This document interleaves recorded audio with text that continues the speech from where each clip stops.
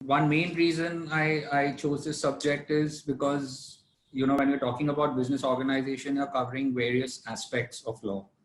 And, most of the CVs which we get these days, even for freshers, it's a good thing that a fresher knows today that, what area of law he wants to practice in. But I noticed that many of the covering letters and CVs say that I want to do corporate law. And when I'm interviewing them, if I ask them what is corporate law, and I normally have a couple of seconds of blank stare that, okay, now what do I say? Many end up saying company law, but company law is just a small fraction of corporate law. Corporate law involves, a lot of real estate, a lot of employment, a lot of SEBI stuff, a lot of FEMA. So, there's a whole gamut of laws which are playing to run a company. So, it's sometimes quite, ironical where people relate corporate law with only company law. And I think one thing I always tell lawyers is that company law is something which even company secretaries and chartered accountants know. So if you say that your specialization is company law, in a way you're just multiplying your competition, because then you're competing with a lot of chartered accountants and company secretaries who also know company law as well as lawyers. So the niche which a lawyer brings into corporate law is his knowledge which is surrounding a corporate organization, which involves, as I said, real estate laws, employment laws, partnership laws. There are so many other legislations where that only a lawyer would be spending time reading and researching and analyzing.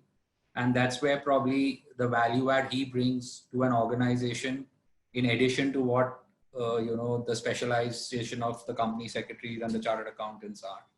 So I thought this is one area which, and I've spoken about this subject at times in different, even an MBA finance where I take a corporate law, the module there for 12 hours. And even for securities law course, or even at LLB level, sometimes as a guest faculty, I realized this is something which, it's important for every lawyer to know that what really is corporate law and what really is business organization before jumping in the gun and probably saying that I want to do only corporate law, only company law. So the best way to start is to take an example and run through that whole case study. And that's why probably I even give that, addition of a chronicle from a cradle to the grave. The jurisprudence of a person, a legal person is, I think we all know that it is, you have a corporate, a legal person and a natural person. Natural person, of course, we all know what it is, but a legal person again is divided into a corporate, unincorporated association or a body corporate. Now, an unincorporated association could be any association. Let's say, as I said, I'm going to take an example and I'm going to build on that example in the next 1 hour. So let's say you have two friends, let's just call them for the sake of, easy remembrance, Jack and Jill. And you go to a shop and decide to buy a pen together, maybe a Parker pen or something which is more expensive. And you say, you know what, it costs 1,000 rupees. Let's chip in 500 and we'll buy this pen together and we'll use it whenever we have to go for our interviews or go for an exam or whatever. And you ask the shopkeeper, send a bill, give us a bill for this pen. And the shopkeeper asks you, what name do I write on the bill? And you probably tell him, okay, just write Jack and Jill. Now, what is Jack and Jill? Is it a company? Is it a partnership? It's nothing. It's just an association. So what is an unincorporated association is basically a sum of individuals. It's like people coming together and forming an association. Like I'll tell you one matter which probably just came in during the lockdown itself. We had, buildings which are occupation certificate has not come, but occupants have started staying. So I had like 10 members of a building came to me and say, we want to take action against the developer. And we want to form kind of a body or an association to take this action together, where we rope and pool in our money together and things like that. It's the society is not yet formed. So we then find, let's form an association of persons. So we get into a document, we get an association of persons, then AOP is something which is recognized by the Income Tax Act. But if you notice, there is no separate legislation which deals with an AOP. So it's important to understand that, you can be an unincorporated association to do certain things. It's not necessary if these 10 people, members of a building, came to me for me to tell them, you know what, we must set up a company. It is a separate legal entity, perpetual succession, etc., and advise them to set up a company. So whenever a client comes to you, it's always good to kind of analyze what really is the objective, what is the purpose, how long is the duration of what they're trying to achieve, and accordingly advise on what kind of a body should be constituted. A body corporate, of course, is again divided into two things, which is a corporate aggregate and a corporation sole. A corporate aggregate is probably the BMC or the registered companies which we normally come across. A corporation sole is again relating to a public office. So this is basically the jurisprudence on what is a corporate person. Now let me come down to what really, you know, I told you this example. Let's start building on this example.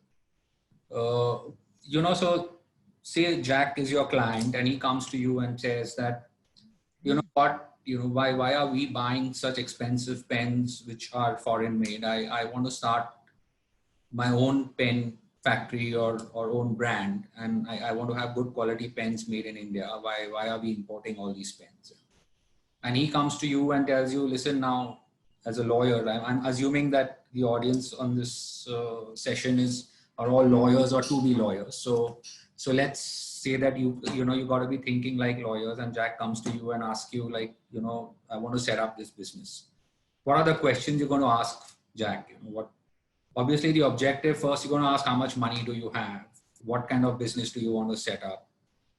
How many people are you going to hire? Are you planning to take up an office space? Where are you planning to set up an office? So all these questions is basic questions which he will ask, which you would probably be asking as a lawyer before you even advise him what kind of an entity he wants to set up. Now, you know, many startups come to you and they'll have 2 or 3 friends saying that, oh, we have this great idea and we want to start a business. And they all come with a preconceived notion that we want to set up a company. I'm like, why do you want to set up a company? Oh, we will get private equity, we will get venture capital, we want to get listed tomorrow. I'm like, but today, what is the need for a company? See, you have to understand that the larger the setup, the more is the cost. And for a startup, even to run a company, to get their books audited, to maintain the minutes, to do all the filings, it's a headache. Today, you have Jack coming to you and telling you, listen, I just want to set up a pen business right now. So say he says initially, obviously, he's not going to set up a factory on day one. So he probably says, you know what, I have a few manufacturers. What I'm going to do is I'm going to tell them to make pens for me with my brand. And I'm going to then start marketing that brand and I'm going to build from there. So I would think, you know, if he's coming to you alone and he's saying right now, the idea is just to kind of set up a little entity and have minimum costs of running the business. I think the first step you would probably think of is let's let him set up a proprietorship. Why do you even want to get into, he's alone right now, he wants to set up this business, keep his cost minimum. You never even know that after 6 months or a year, if his idea is still going strong or whether he wants to give up, he gets another job and he wants to leave his plan. So it starts with probably a sole proprietorship. Now, what is a sole proprietorship? Unlike a partnership act or a companies act or an LLP act, you don't have any law which governs sole proprietorship. Sole proprietorship is nothing but the individual himself. As you know, even when you file your tax returns, it is the same PAN number which you use. Only thing, you get a separate name. So probably the only difference is that you go to a bank account, you go to a bank and you say, listen, I want to set up Jack Can Enterprises or whatever, Jack Pens or some kind of a name. You give it a brand or give it a name, and you open a bank account in that name, and you need to open a current bank account, a current account. Besides that, does the sole proprietorship requires any other registration? No, nothing else. It's just a different name. Even the tax returns you file will probably be filing together along with yours as one. So you set up this sole proprietorship and the business starts growing and he starts getting his pens manufactured. He goes shop to shop, tries and sets up, tries. So this is what I just told you about sole proprietorship. So what we'll do is we'll come back to the example and keep switching between the law. So if the sole proprietorship we set up now for Jack, he's called his company, say Jack Enterprises. Now it's only him here. Every asset business is owned by the proprietor, all the debts, it's unlimited liability. It's basically him doing the business now. This association of persons, I just explained what it is. We'll come back to it. But right now I've already explained what an AOP is. But so but we'll anyway come back to this point again. So now Jack is running his sole proprietorship, and Jill comes to him, you got an idea along with me. I want to be part of this business now. So obviously the Jack is questioning, okay, what will you bring into the business? So Jill says, I'm going to contribute this much money. I'm good with marketing. I'm good with certain skills. And anyway, we need more money. We need to take up a little bigger office space. Right now, you're probably working from home. So let's set up another, I want to join you as a partner. So now you're thinking again that, okay, proprietorship. So Jack comes back, Jack and Jill both come to you as lawyers and say, okay, now Jill wants to join the business. You told me to set up a proprietorship. I've been running the business as a proprietorship. What do I do next? So now you have two options. You can think of an AOP again, what we just discussed, that, okay, are these two people coming together? But here there's a different agenda. Why Jack and Jill are coming together? They're coming together for not just one-off transaction, not just for a short-term plan. They have a longer-term plan here. And the objective is to make money. Its objective is to make profits and to distribute the profits between the two of them. So that's probably one distinction between an AOP and a partnership now, where a partnership, the objective has to be that it's ideally set up to earn profits and to distribute profits. Plus it's legislated, unlike an AOP. So as a lawyer, you're saying, both of them are coming, the business is going to be growing from here. It makes sense to have some kind of an entity where some kind of legislation regulates rather than having any random association of persons. So you probably advise them, let's set up a partnership firm. So that comes to the next organization structure, which you would think. Now, what is a partnership firm? We know there's a legislation, which is the Partnership Act, which regulates it. There are restrictions on the number of partners, 10 for banking companies, 20 for any other business. But again, a partnership firm, what are the main essentials? It's still just a sum of individuals. It's still that the partners have unlimited liability. The partners have one partner is responsible for the acts of the other partner. If a partner goes insolvent, his assets in the partnership firm are immediately roped in because it's considered as his individual assets itself. It does not have perpetual succession. It does not have, a partnership firm is not a separate legal entity. Now, where do you get this? You get this in the Partnership Act. So when, especially at LLB level, when we're studying, the Partnership Acts and the LLP Acts, the idea is just study the sections where questions are asked. But I think after this session, if you guys start thinking that the laws which we have studied, or reopen the Partnership Act and read it from a perspective of a business organization and restructuring and an entity which you can use and advise clients to kind of carry on certain businesses. Probably one of the reasons why even law firms are partnership firms is because the Bar Council says that as a lawyer, as a professional, you got to be independent, individually liable and responsible to the clients. And that's why there are some limitations that you cannot set up a company or an LLP. Though we know some law firms have been set up as an LLP, but I don't think they are the ones on whose name wakalatnamas and all are being filed. But that's one of the ideas, is that again, a partnership firm is a part or an extension of you. It is not a separate legal entity. So you help Jack and Jill help set up the partnership firm. Now, under the Partnership Act, partnership firm requires registration. There is a Maharashtra amendment which says that it must be compulsorily registered. But in many other states, the registration of partnership firms are not compulsory. In fact, even today in Bombay or in Maharashtra, you'll come across many partnership firms which were set up in 1970s, 80s and all, and have still not been registered. Of course, that's an anomaly and they should be registered. In fact, even today, the authority is not that vigilant. I feel that even today, when partnership firms are being set up, there is no way to, tell whether it has been registered or not. Of course, some banks insist that it must be registered. Some companies doing agreements with partnership firms insist that they have to be registered. But as from a legal perspective, if you're in Maharashtra, of course, 100% you must be registered. If you're in any other state, you need to check whether registration is compulsory. In any event, it is always advisable to register it. It kind of brings some legal sanctity to the organization. And also there are some advantages. If you look at the CPC Order 30, I think is partnership which deals with being sued or, suing or being sued by a partnership firm, etc. There are some advantages if the partnership firm is registered. So that's your next entity. Maybe Jack and Jill come to you saying, you know what, now we want to buy an office. We want to buy an office space in Bombay, say. Since let's just focus. I'm guessing students or people attending this session are from all over, but I'll just focus on this one example. So you may want to buy the property. Can a partnership firm buy a property? Yes, of course they can buy it on their name. But tomorrow, if they have to separate, if one partner dies, if one partner wants to leave, what happens to that property then? So then they come to you again telling you, listen, you know, we set up a partnership firm, our business is growing, our distribution network is growing, our brand is growing. Now we want to, in fact, invest in setting up our own office rather than working out of home or a business center or a rented office. So now you're thinking, you know, as a lawyer, you got to be thinking, okay, do I advise them to buy the property in the partnership firm name? Today, Jack and Jill are together, but what happens tomorrow if they one of them decides to leave? Or as I said, one of them, God forbid, passes away. What happens then to the property which is being bought? Now, if we are saying partnership firm is the same as the partners, if a partner, for example, dies, his share in the partnership goes to his legal heirs. It doesn't go to the other partner, which again becomes a big question, right?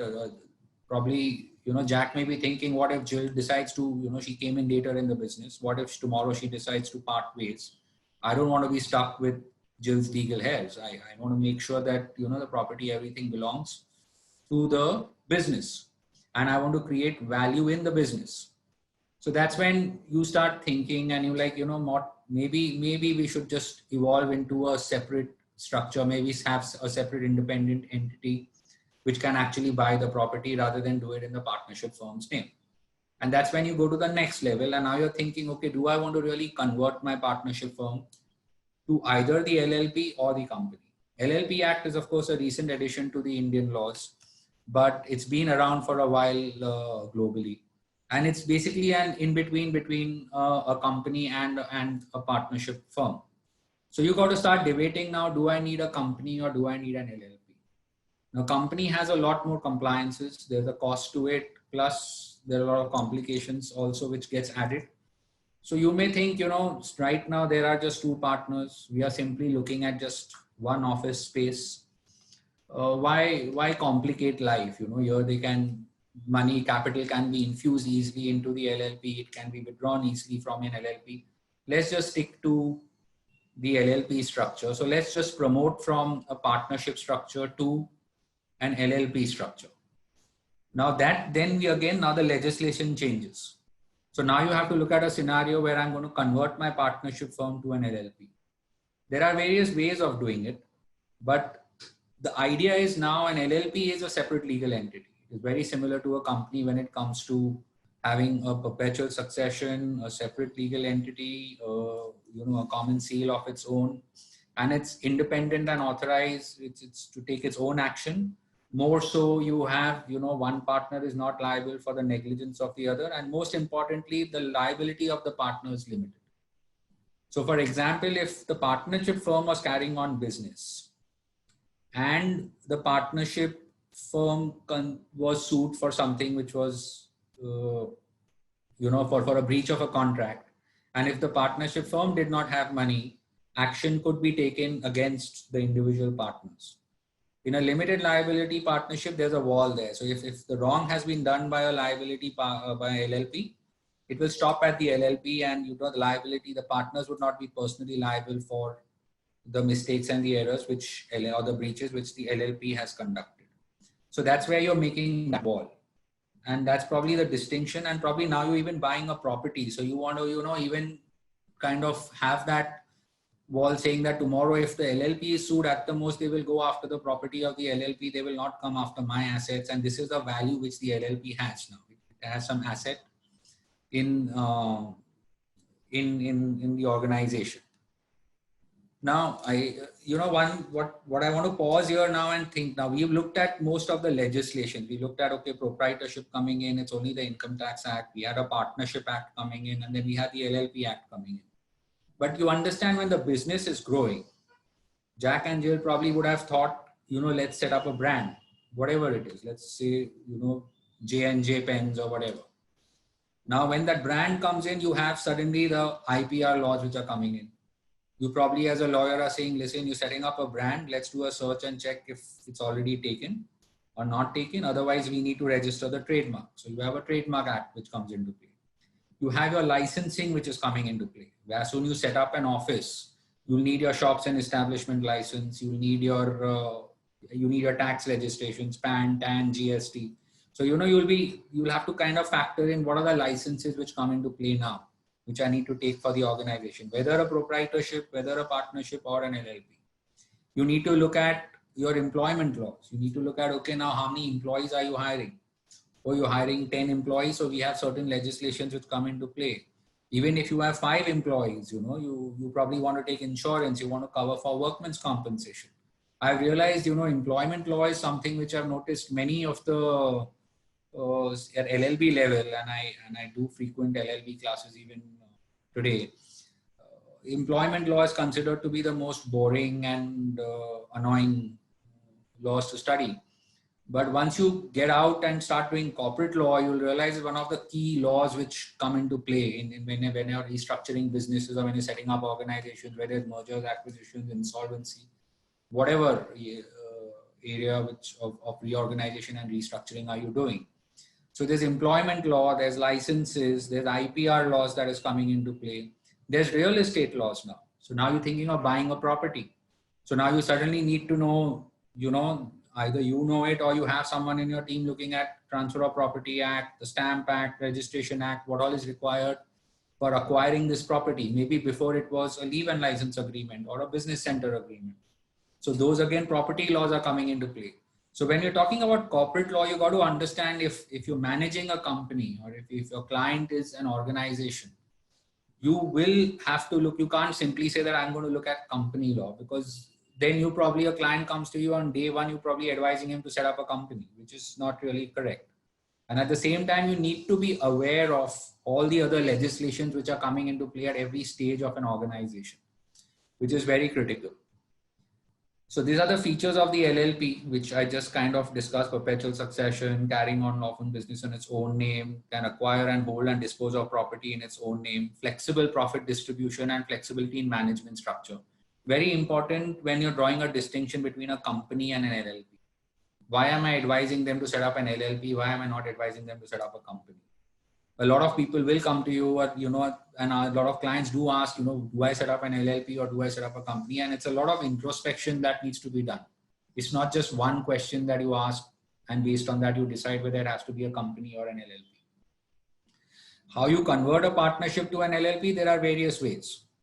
You can actually even, have an LLP become a partner in a partnership firm, and then all the other partners resign. You can take over the business. If there is no real estate in the partnership firm, you can actually acquire, just do an business asset sale and take over because it's very easy to shut down a partnership firm compared to a LLP or a company.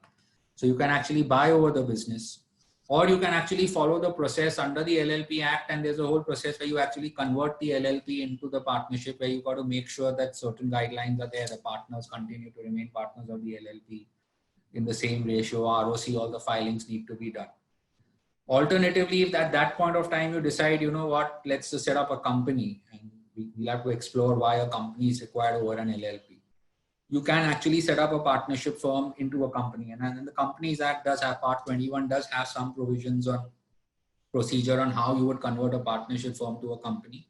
But again, here you can also, there are different ways. You can buy, you can do an asset sale. A lot of things would have to be factored in. How many employees, how many existing contracts are there? Is there any, real estate? Again, a big factor to decide whether you want to do an asset sale or not, because of the 5%, 6% stamp duty in every state, where if you're going to do an asset sale. But I think that stamp duty would still apply even if you're converting a partnership to a company, because it's a separate legal entity.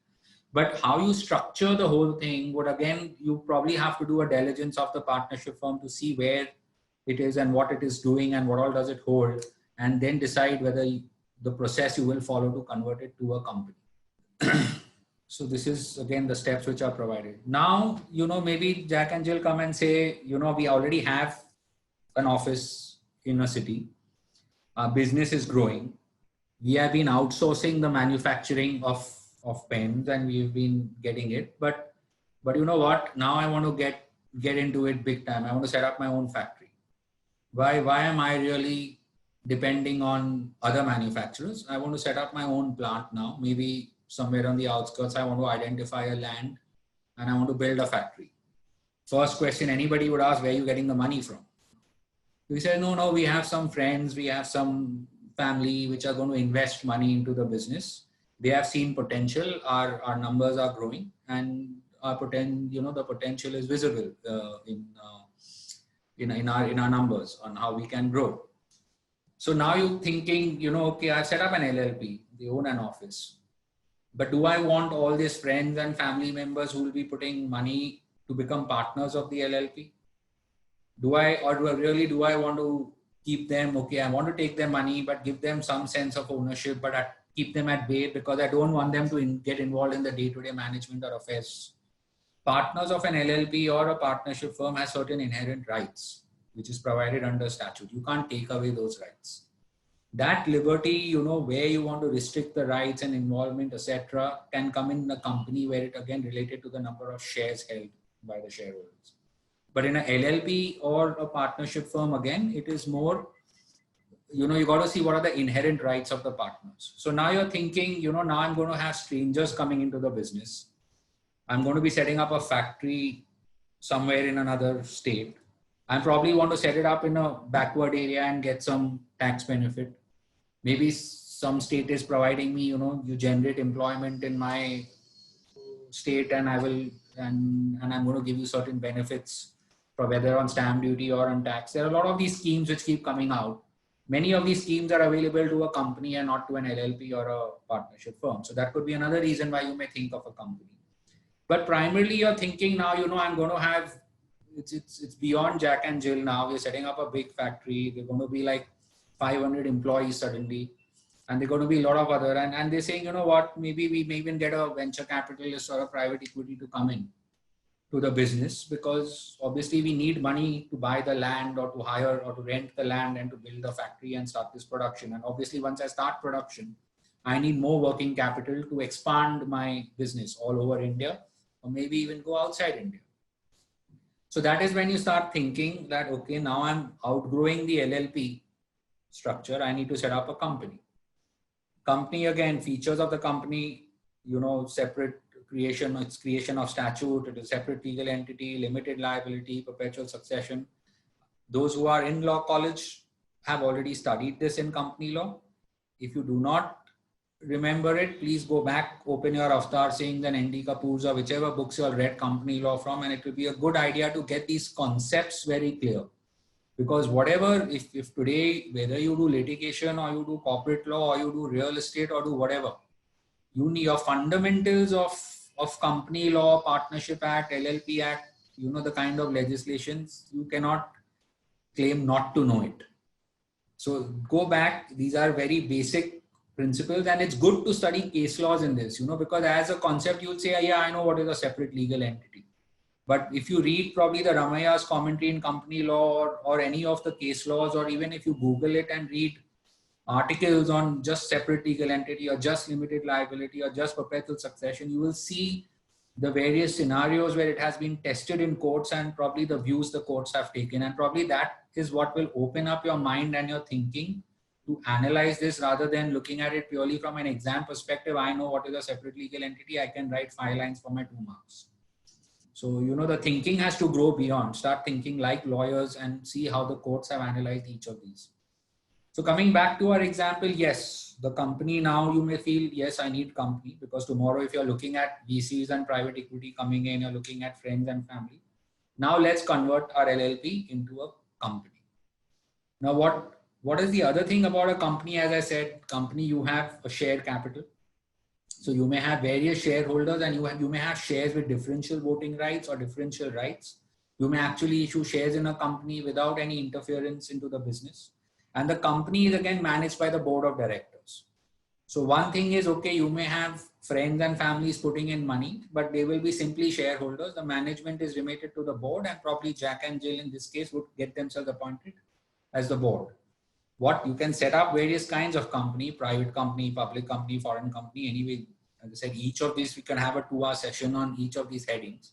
But let's say, coming to focus on our example, we'll say, right now we just set up a private limited company. We have 2 members. Private limited company has a limitation. You cannot have more than 200 shareholders. I don't think the plan now is to have more than 200 shareholders. The money is being put by known people, family, friends. We are not really going out to get any money from the public at large. So a private company seems to be the right fit in this whole scheme of situation.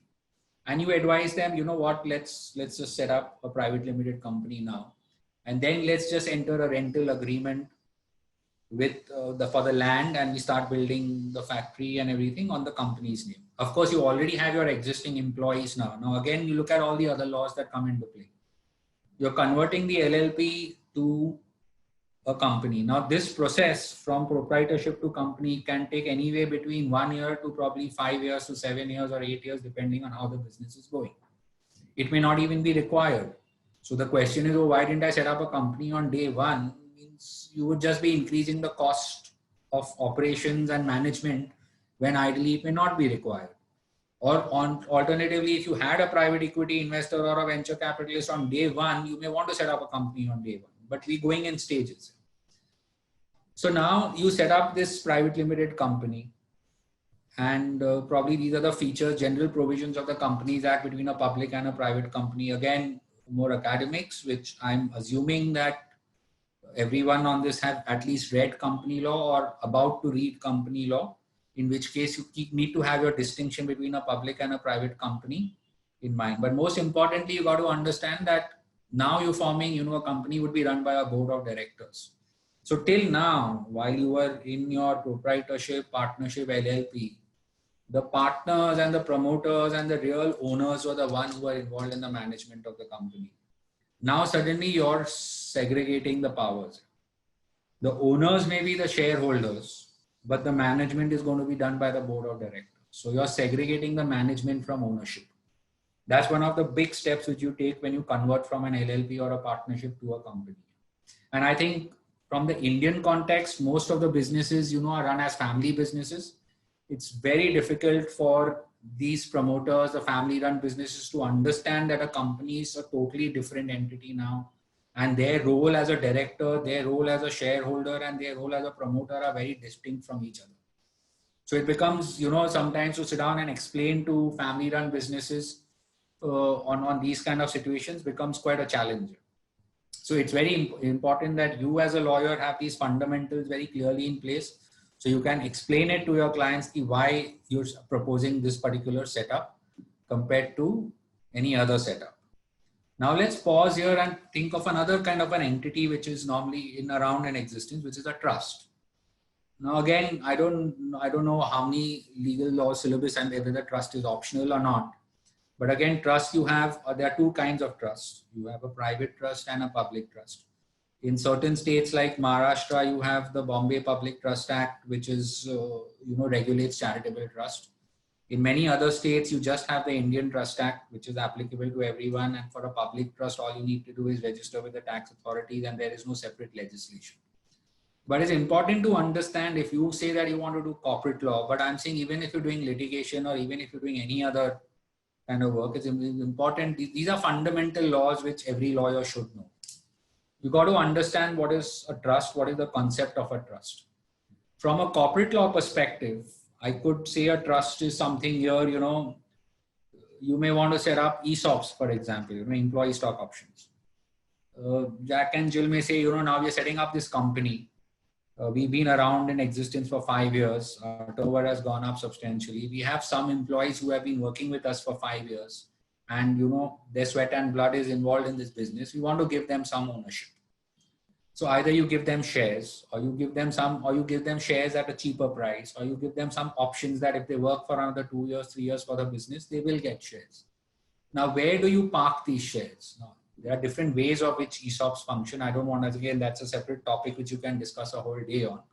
But there are 2 ways in which you manage your ESOPs. One is, it's like 2 or 3 directors come. It's like an AOP, an association that 2 or 3 resolution is passed, 2 or 3 directors manage. There is a pool of shares which is carved out, and those directors manage how those shares are given as options to the employees. are more structured or refined. If the company grows to a larger size, employees are running into hundreds and thousands, then you probably set up a trust and you transfer certain shares to that trust, and that trust is managed by a few directors, and that trust holds the shares and issues options. That is one option. The second option is Jack and Jill may probably decide to get married and say, you know what, we want our shares to be held in trust, because if anything happens to us, we want to make sure that the shares are still there and the business still continues and our children can still, you know, the money of these shares can be used for the benefit of our children. So there are various ways you build in the trust structure into your corporate entity. So again, another entity, I paused from an example or actually try to build it in, but again, another legislation which you need to know, that there is an existence of a trust, and there may be some kind of an activity which a client may come to you and you may actually advise them to set up a trust instead of anything else. So you got to understand what, see, a trust, again, the objective is not really to do business and to profit, but again, there are a lot of ownerships and properties which are vested in a trust, and that trust invests in business which earns profits for its beneficiaries. So, and again, important legislation and a basic legislation to know when you're talking about business organizations. Now coming to the main restructuring aspect. Now you set up, coming to our example, Jack and Jill have set up this company, and now we have, say, 500 employees, and we want to now, you know, expand our business further.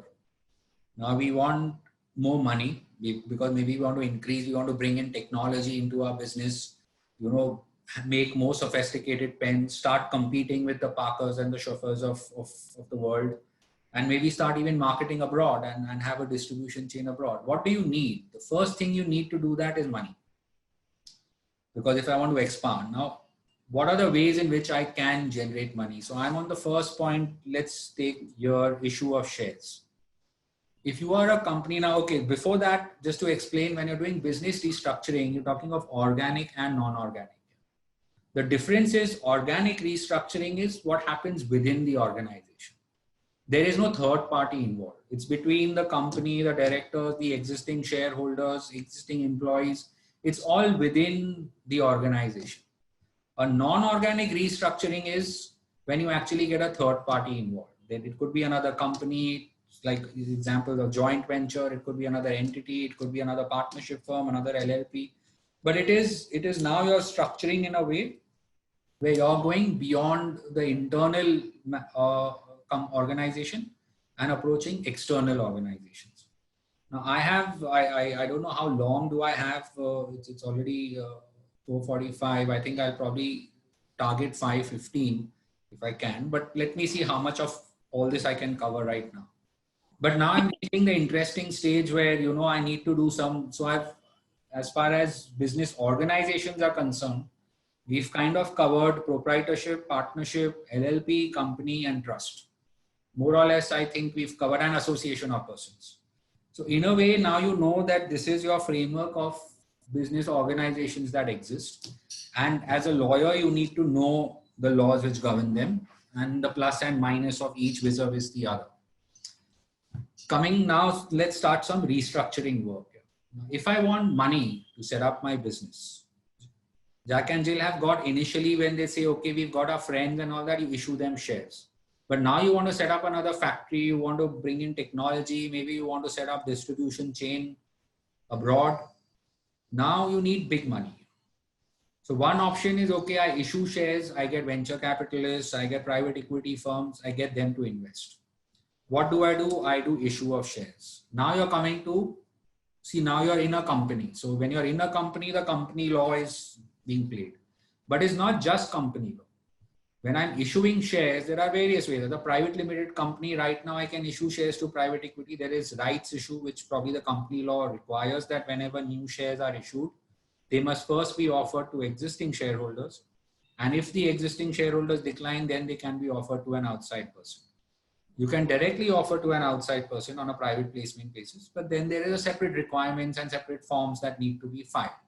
So you need to analyze that, okay, am I going to go by a rights issue or am I going to do a private placement? How am I going to issue the shares?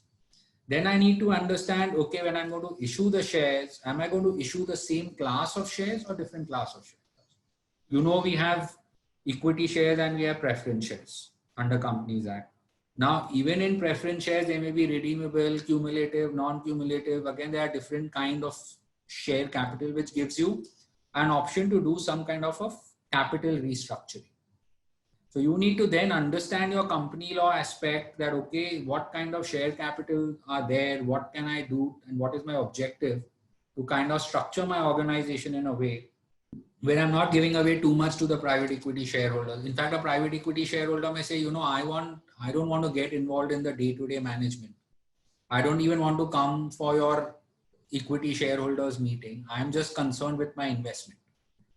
So when I'm concerned with my investment, I just, I want preference shares, which has priority to dividends, which has priority with respect to exit in the case of winding up. I don't want your equity shares. So I want these rights. I just want to secure my returns. I don't want to secure the management of the business. That is for you to handle.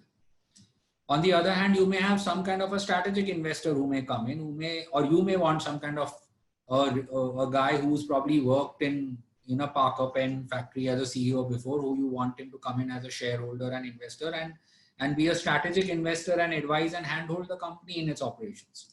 That guy may want to actually get equity shares because he wants much more value about it, and he wants more control and regulation and be involved in the management of the company in more depth. He may even want a board seat, while an investor, pure investor, may or may not be interested in a board seat. So you got to then understand your company law, what kind of share capital can be issued, what is the plus minus of each, what is my objective, who am I issuing shares to. So that's one aspect of raising money that you will be issuing. Your other aspect, of course, you come and say, what, we have 500,000 employees now, our turnover is about 100 crores. I've got the whole Indian market within me, my brand is popular. Let me go for an IPO. I want to get listed. So now you're talking we are right now on organic restructuring. Okay. There's no third party involved. So when you're talking about issue of shares can also be that, okay, we want an IPO to come out. I want to get listed. In which case, the first thing you would probably tell them, listen, we need to first convert your private company to a public company. So that's again a process under Companies Act. We'll have to first do that. Now, if you have existing shareholders, families, private equity investors, you may want to wonder, do you want them now as shareholders in the company, or now you have the money? You know what, let me just get them out and then go in for an IPO. So you may want to buy certain of their shares out. Before you go for an IPO, so you may want to again do capital restructuring where you have the promoters, Jack and Jill in this case, may decide, okay, all the family members who invested money before, let's just buy their shares out. So that is again capital restructuring where you're reducing, the number and getting more control as promoter group. You could, we discussed about employee stock option. You could have some employees who've been working with you for 5-6 years. Now you're going for an IPO. You want to probably give them some options before, or probably give them some shares before. That's also capital restructuring. So now, you do, and you come up with an IPO. Now, once you decide of an IPO, you've converted your private company to a public company, and now you're getting the whole public at large as investors. You don't know who's going to be owning the company. You'll obviously want to keep some control with yourself, but then it becomes a critical situation. What class of shares am I issuing? What kind of voting rights I'm going to have to this class? And your whole SEBI regulations come into play, the SEBI Act and regulations. So even now, suddenly, you go outside the purview of Companies Act, and you are now looking at SEBI regulations which are coming into play. Now, SEBI has their set of regulations, CDA regulations, etc., which talk about IPOs, listing agreement, the stock exchange laws you will be looking at, the listing agreements you'll be looking at. So now your scope suddenly is growing a lot now, because now the company is growing too much in size. So issue of shares is one way of raising capital. There's another organic restructuring which you can do is buyback of shares. Now, buyback of shares was introduced in 1999, I think. And before that, in fact, it was not allowed. But buyback of shares is again, a company wants to buy back its own shares. Why would you want to do that? Well, it could be one reason, as we said, I gave an example that probably Jack and Jill want to buy the shares themselves of the family members and friends who invested money initially. But they may not have the money themselves as personal for Jack for himself to buy the shares. But he may say, you know what, the money is in the company. Let the company make a buyback offer and let the company buy the shares of these shareholders. So there are again guidelines and regulations. The buyback regulations are there for under SEBI. They are for private companies as well as for public companies. But you also have to look at the Companies Act provisions. What are the regulations there for relate to buyback of shares? You know, so you need to follow again there.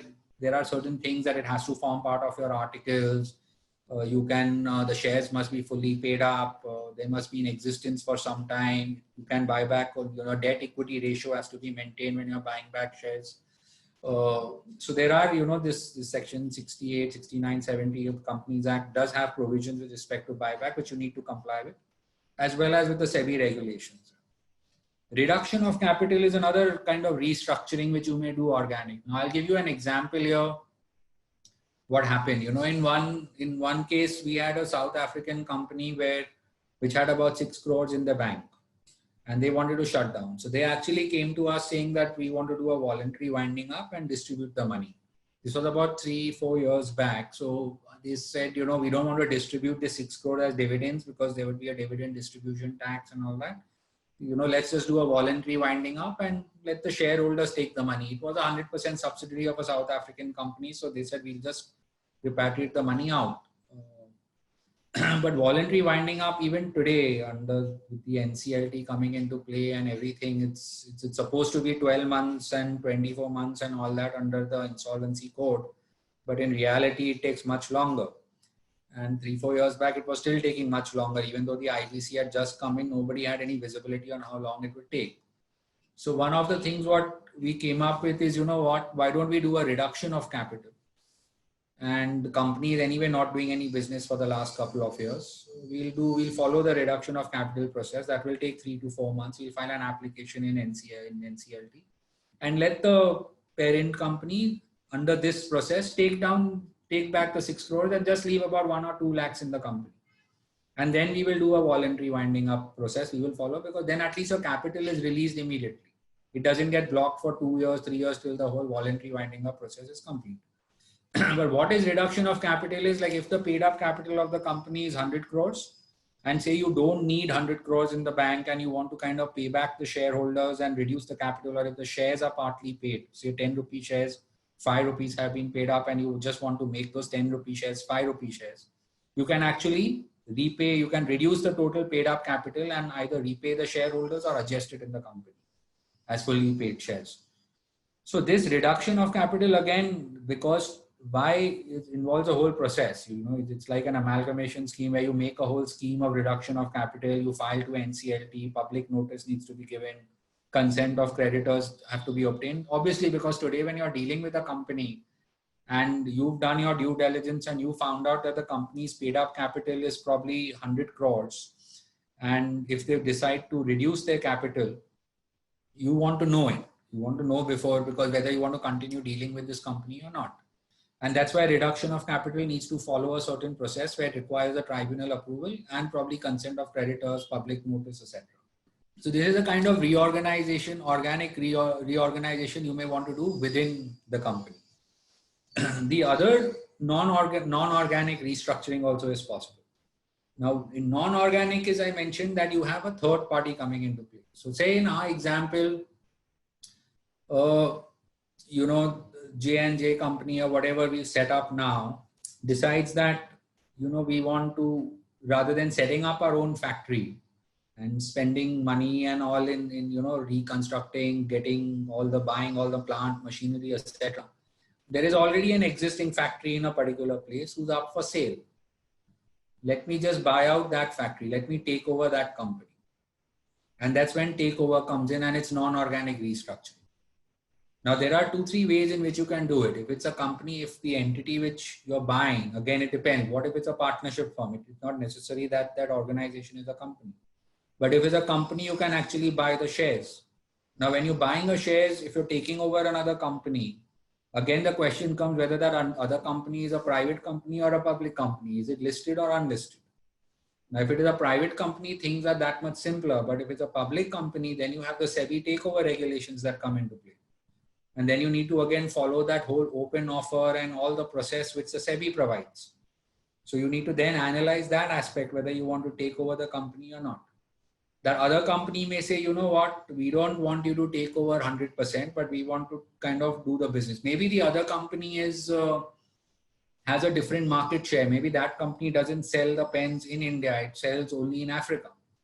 And it says, you know what, I don't want you to do a takeover, but we don't mind setting up a joint venture where we take care of Africa market and you take care of India market.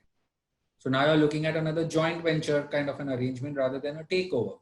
You may, again, if that other entity is a partnership firm, then you may want to do a business asset sale. The other company, and again, you have to understand when it comes to joint ventures or takeover, it can be vertical or horizontal. When I'm saying vertical or horizontal, it could be horizontal in the sense it's another company which is manufacturing, say, pens, as I said, in a different territory, but it's in the same line. But you could actually do a takeover of a joint venture of some company which, say, manufactures ink. And you say, you know what, I've been making pens, but in my ball pen, the ink I'm using, I've been buying from another company.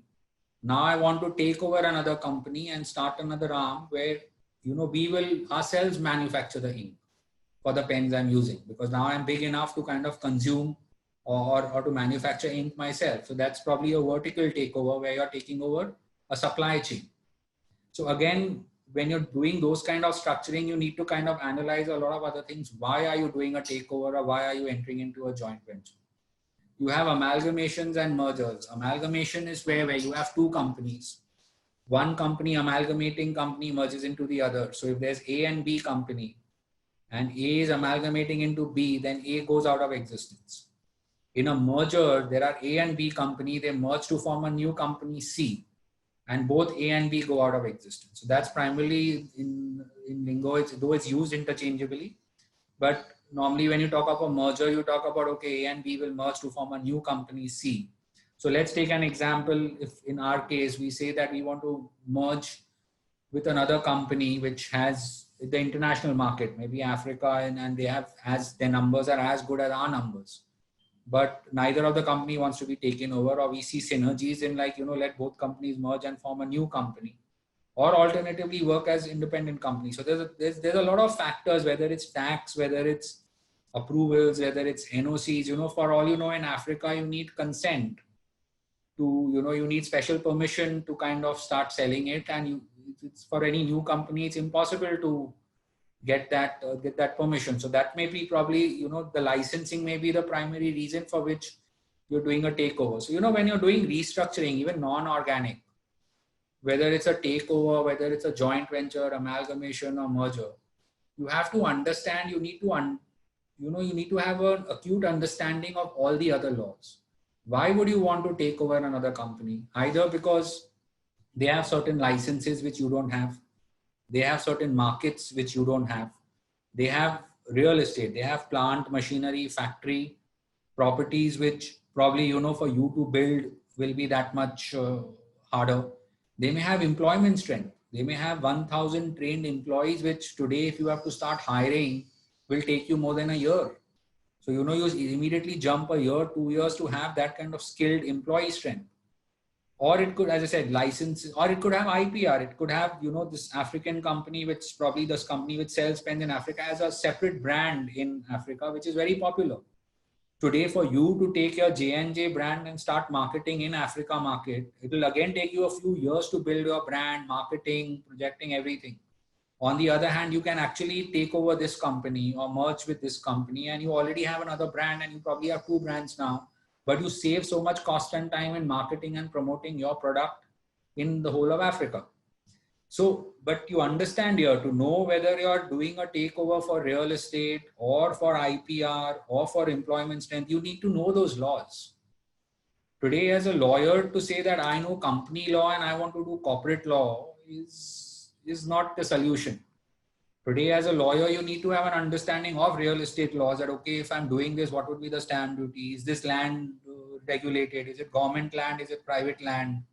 How much is, what is the permitted construction activities on this land? Now, either I agree, as individual, you will have some limitations. You probably have your team, you probably get a local real estate guy, but the understanding has to be there.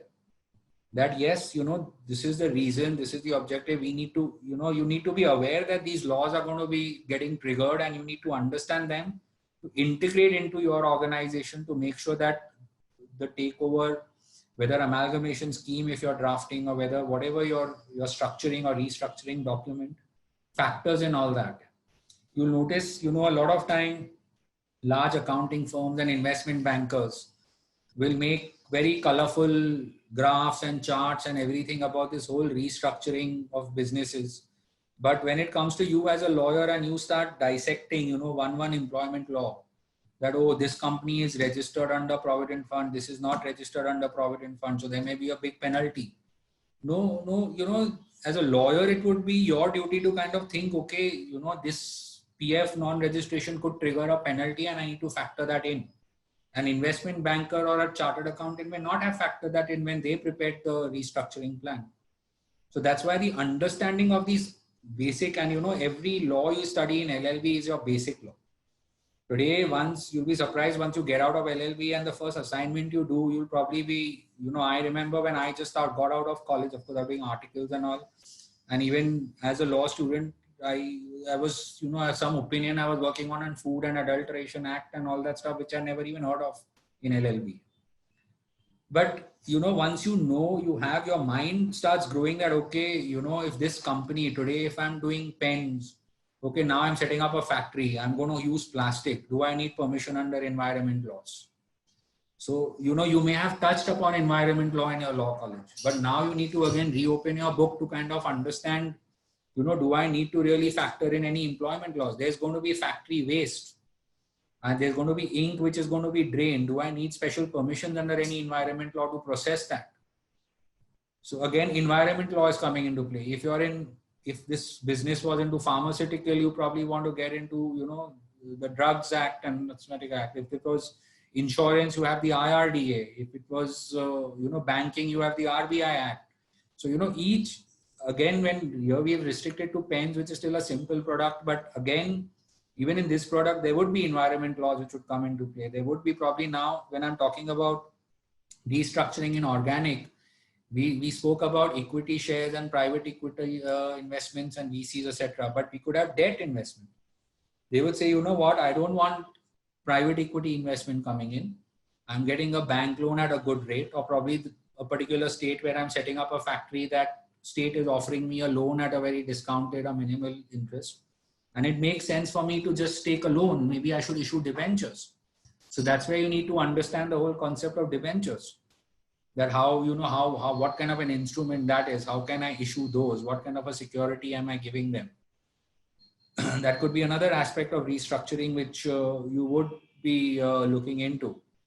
So, that's basically the whole scope of things. Now, once you reach the next slides, which you see, I've kind of touched upon them already. This is what I talked about: capital restructuring, change in capital, issue of shares to the public, change in share capital, incentive to employees, employee stock options I already touched upon. I mentioned what we're talking about. Sweat equity shares, again, are different. It's not ESOPs. They are two different things. ESOPs are given only to employees. Sweat equity shares is something which is given to directors and officers of the company for bringing in know-how. It was in India, it started with the Department of Software Technology and all that, when they started, all the technology input which the individual was giving in had to be given shares at a discount or free of cost. So that's again kind of restructuring your share capital when you decide to issue sweat equity shares. Some provisions of the law which talked about sweat equity. Buyback, objectives of buyback, again, increase promoters holding, increase earning per share, rationalize capital structure, writing of capital. Again, something which is, it's there in your Companies Act. You will study the process, but when you study some commentaries on it, you will know, probably some cases where companies have undertaken buyback. What was the objective? Very important to understand, because your thinking as a lawyer will grow if you start, at the LLB level, you will study the Companies Act. But if you really want to grow your thinking, that okay, buyback of shares, I studied the procedure, but why would I do it? Who has done it? Even if you Google it today, information is available at the tip of your finger. So you can actually get all that information. Again, company law requirements for buyback of shares. Reduction of capital, why would you do it? Extinguish or reduce the liability of any of the shares. I think I already touched upon all these points, but just summarizing here. Compromise and arrangement, again, is something which is, reorganization of business. I've kind of touched upon it, but just to, again, spinning off a brand, again, I did tell you that I may take up another company. But say another example that, once my company has grown to a large extent, I may want to have two brands, one high-end brand and one regular 5 rupee pens. So I may want to then say, you know what, I don't want to conduct both the businesses under the same name. I may get a joint venture partner for a low end brand or a price bracket. So I may actually want to demerge one entity or demerge the company into two companies and move the manufacturing or something of low end pens to the other entity. Acquisition of new trade, or franchising. Another, I may want to get somebody for Europe. Now, either I go set up my own business in Europe, set up my own subsidiary in some European country and start marketing my product there. Or I may have another pen manufacturer there who says, listen, I have a whole network of my sales team and distribution team. And when they are showing other pens, they will show your pen. So, you franchise the entire business of Europe to me, and I will market your product for you. So a lot of reorganization of the business that will happen. Now, again, rationalization of workforce is another very big aspect. Why would you choose a particular place to set up a factory? Of course, one of the main key things what you're going to need is employees. So whenever you're setting up a huge plant, you will first want to see, okay, will there be enough accommodation for my staff? Is there public transport available to bring my staff or employees to my factory and take them back home? So there's a lot of other thinkings or, your workforce, especially if you're a labor intensive, and in India, generally you are setting up labor intensive companies and corporations. So you need to kind of make sure how your workforce is going to be rationalized. Non-organic restructuring, again, JV agreements, you have your traditional technical collaboration agreements. For example, you'll have another guy who manufactures pen, another big brand who says, we have a specific technology which can improve the quality of your pen substantially. And rather than you trying to, build that technology yourself, let's enter into a joint venture, or we'll buy or take over your company, and we will use our technology to manufacture those pens in your factory. So it could be technology, it could be financial collaborations where you probably need another company to merge or something just to bring in capital infusion. Outsourcing, again, is another aspect of non-organic restructuring. Takeover, we discussed about various reasons why you may want to take over, the SEBI regulations and other aspects you need to consider. Amalgamations and mergers, again, various factors to consider whether you want to amalgamate into another company, whether you want to get global. And in horizontal and vertical mergers, depending on what the needs of the business are. And why you want to amalgamate or why you want to merge, it could be to achieve economies of scale. So, your production capacity increases. You have 1,000 skilled employees, as we mentioned. Your gestation period, you merge with another company which has, business in Africa. So suddenly, that business, they've been around for 5 years in Africa. So you suddenly take that, your gestation period, which otherwise you would have taken 5 years to build your business in Africa. Now you don't need to. So it could be various reasons you may choose your mergers, merging and amalgamating. Again, demerging, as I said, it could be, you may want to demerge your company now, or maybe you've acquired another company which makes ink and now suddenly you want to get listed and you realize, as a structure, I don't want to show that I am running manufacturing of pens as well as manufacturing of ink. So I may want to demerge that company before I really get into an IPO. It could be various, so the thinking, the demerger again is an option which again involves a court process. Slum sale, again, not defined under the Companies Act, but it is basically in a demerger, you actually set up another company itself where part of your undertaking goes into that company and which is again run by mostly common shareholders and promoters. But a slum sale is like you may say, okay, I don't want to do the ink business at all. I have, in my process of growth, I actually acquired a factory which manufactures ink, but now I've realized it's cheaper for me to just buy ink from a third party rather than getting into my own. It's too much of a headache. So I want to just sell my ink business. So that could be a separate undertaking in your organization, and you could sell it like a slum sale. There are certain tax benefits under Income Tax Act where if you've been running your business for more than 3 years, you get you pay a short-term capital gain, a long-term capital gains tax where you save good 10-12% in tax. Now, once you've reached the life cycle, you've become a company which has become listed, which is now running by itself. You have your CEOs and Jack and Jill are nothing more than just shareholders and probably board members who have a small role to play. You've kind of converted your small proprietorship now to an organization which has been institutionalized. That is a happy ending. Okay, now I've always grown a business which has been a lot of, see, it could be different agendas. Again, that is something which you need to know at the first time when Jack approached you to set up a business. You need to understand what the objective is, because many startups come with the objective, what I want to set up. I have an idea. I'm going to set up this app. I'm going to promote it. I'm going to have 10 million downloads. And then I'm going to sell it to a Facebook or a Google or whatever. Means the idea is not to really, the objective is very clear.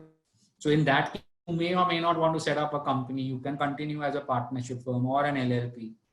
Or you may not, the kind of progression which you will make with that kind of an organization will be very different compared to otherwise, if you're setting up a company which you're looking to, like traditionally Indians would set up businesses like, I want to set up for my son, for my grandson, for my great grandson. Means that was the mindset. But today's generation thinks differently. They don't think 2-3 generations ahead. They are thinking more about, we setting up this business, we want to cash it in our lifetime and probably get an exit. But that's a happy ending if you can institutionalize your business and it continues forever. It may happen that, okay, for whatever reasons, the ventures, the joint ventures, the mergers, demergers didn't help, and suddenly the business starts going for a loss. And now you want to kind of, it ends with a winding up process. Now we all know, the big insolvency code which has come in and in the last few years. Now, if you read history or even in companies, if you read of company law in the West, traditionally, if a man went insolvent or bankrupt, he borrowed money from others to set up a business and he failed, he was either hanged or amputated, and all that kind of things are happening in the Roman culture. Fortunately, today becoming insolvent or failing is not considered a taboo, or at least the attempt is made to not consider it as a taboo. Today, you proudly go for an interview and say, I started this venture and it failed. You don't feel proud because you kind of take pride in the experience you gained while working on that venture. What the insolvency code really provides is this resolution process. It appreciates the fact that becoming an insolvent, you could have done everything right and still become insolvent. For example, I think no better time to kind of think of that than this particular year where you've seen the lockdown. I can't imagine the startups which were set up in January, February or December last year and were looking at venture capital investment this year, or had a window or capital of only 2 years before they could get to survive, before they could get investments. Now, a situation like this can happen. Now, when a situation like this happens is, earlier it was like considered, okay, you go in for insolvency, official liquidator appointed, court takes over the winding up process, or it was going under SICA and things like that. And there was no real resolution which was coming out. That was one objective which the IBC says, we will come together and we will have a mechanism to try and resolve and try to help the company overcome its insolvency and see if there is a way to kind of revive the company. The focus was more on revival. Of course, the other focus on IBC was that earlier there were multiple laws. There's DRT, there was CLB, Company Law Board, High Court, you had SICA, So you had so many authorities handling insolvency that it was taking, to wind up a company and on average would take nothing less than 4 to 5 years. Means today, if I see a CV and in the CV, if they have written, advised on winding up of the company and he has worked in a firm for 2 years before, I know he's just handled a very small part of the winding up. Because the whole process, right from filing to getting a winding up order and getting company being dissolved, takes 5 years. Unless he's worked for 10 years, 5, 6 years, 7 years in an organization, on the CV writing that, okay, I've done winding up of company would be like, a very small part of it. So the install, so the IBC has come into play, but you have to understand the winding up process is still provided in section 270. So now if you still have an option to go to the tribunal and tell the tribunal that I want you to wind me up. Or you go to the tribunal and say, listen, I want a CIRP process, an insolvency resolution process, and try to revive the company. What you see normally, I think now it's just blindly assumed that everybody has to go in for an insolvency resolution, not realizing that you can still go to the tribunal and tell the tribunal to wind it up without the resolution process. But unfortunately, that would happen only if you don't have creditors, financial creditors or operational creditors. Now, most of the time when a company goes in for winding up, inevitably there are creditors, and the creditors want to make maximum out of value of whatever is left and want to make one final ditch to try and revive the company. And that's why the CIRP takes precedence over going to the tribunal directly for winding up. You can go for voluntary winding up. Jack and Jill may finally come back and say that, you know what, we want to just wind up the company now, cash in everything, or we have lost all the money and we want to close everything and just end it and, retire. In that case, also the IBC has the winding up process. But otherwise, if for any reason you become insolvent, then you go in for IBC and start that whole insolvency resolution process. Now, this is what I mentioned, why, the insolvency, again, it has an IBC, it has a board which regulates it. You have insolvency professionals, you have, more structured way of winding up or trying to resolve the issues, rather than earlier where, one official liquidator was burdened with a lot of responsibilities and it was impossible for him to have the entire expertise and the bandwidth to kind of close the process quickly. This is just a CIRP process summary on how you would want to wind up, just the process that you would follow. Again, the entire lecture can be taken on each of the slides. I think it's 5:20 now. Again, by winding up and dissolution. So that process of winding up, from the time you start, whether the CIRP process or winding up by tribunal or voluntary winding up when you're doing the process, is again the company is still in existence. It's still, suppose you can still continue doing some business, you can still hire employees, you can still pay some salaries because it's a process. But finally, when the company's name is struck off the register, that's when the company is dissolved. So there's a difference between winding up and dissolution. Winding up is a process, while dissolution is the actual end of the company. You can do compulsory, I just explained, or voluntary. And again, it's members and creditors winding up. I believe you all are aware of the newspapers now. Certain provisions of IBC have been suspended so that companies don't go directly for winding up themselves. So this is, if on each of the points, which, whether I look at an LLP Act or I look at the Partnership Act or look at the Companies Act or look at each of the heads of restructuring under the Companies Act, whether a buyback, whether a reduction of capital, amalgamation, joint venture, franchising, takeover, you can have a whole day session on each of these topics. There's so much of precedence on each, and it's very fascinating. Unfortunately, I've noticed many of us lawyers tend to read all these things only when you have a client work or probably when you have an exam. But it would be really great, if the idea or the objective of this session was to give you a bird's eye view, that when you write on your CV that you want to do corporate law, or when you're studying in LLB saying that, okay, I want to do mergers and acquisitions and I want to do capital markets work and do IPOs and all that, you can't, it's a whole gamut of legislations. Even if you're doing an IPO today, you probably need to know what the Partnership Act is and what the LLP Act is, if the company has gone through that process initially, because probably that's something you may want to even mention in your offer document which you come out with, or the information memorandum which you come out with. So I think that's the idea. I don't know, probably if any of the future lectures we could pick up one of this topic and probably have a discussion only on that. But whether you are a first year lawyer or probably a young lawyer or even in practicing and not doing M&A, I'm hoping that what we discussed in the last 1 hour, 15 minutes, kind of opened your eyes to the gamut of legislations and probably the steps involved when you're growing an organization from the cradle to the grave. Yeah. Is there any more advice you would give to our young lawyers today? Your experience where you didn't have any uh, family and how you've grown up within the profession, what would you advise young Yeah, lawyers? see, I was a first, yeah, I am a first generation lawyer. In fact, now you have the internet. When I passed out in, I started working from my first year LLB. But I know when I just came across the name solicitors, I didn't even know what it meant. And I finally, when in my first year law, I was doing my MBA that time simultaneously at NMIMS.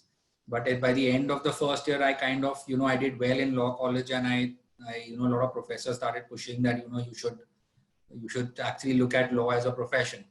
So I spoke to a couple of random lawyers, and they said, yeah, you should do your articles for solicitors. And I didn't even know what that meant. So I actually came to the annex building of the High Court and went to that Bombay Incorporated Law Society, found out there's something called articles. And you know how I applied? I went to the Bar Council, and this law society actually gave me a list of law firms which takes articles. So I actually wrote down 25 firms' name.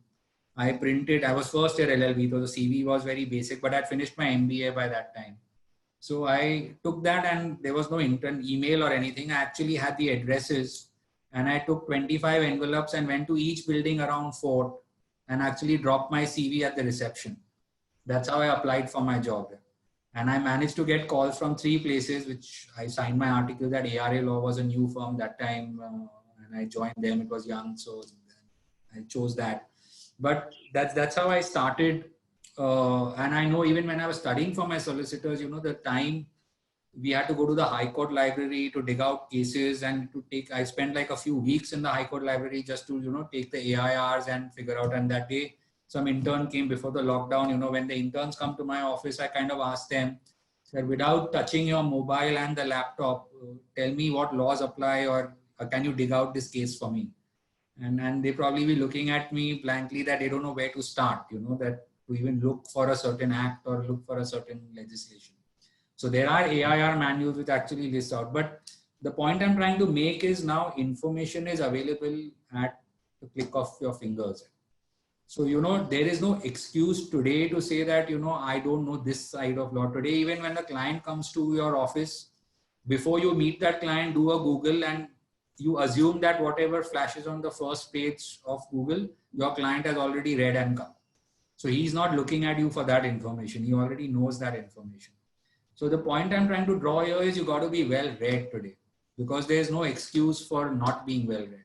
Information, you go for a meeting. Today we go to pitch work to a client. We've actually pulled down their balance sheets and P&L accounts, and we have seen that because it's available at MCA. That was not possible 20 years back.